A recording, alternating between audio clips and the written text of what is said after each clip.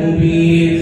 فلما سمعت بمكرهن أرسلت إليهن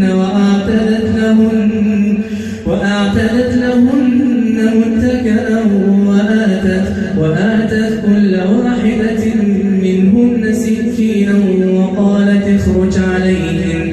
فلما رأينه أكبرنه وقطعن أيديهن وقلن حاش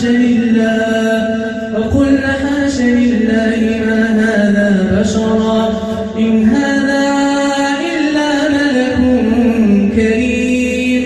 قالت فذلكن الذي لمتنني فيه ولقد راودته عن نفسه فاستعصم ولئن لم يفعل ما آمره به ليسجنن وليكونن من الصاغرين.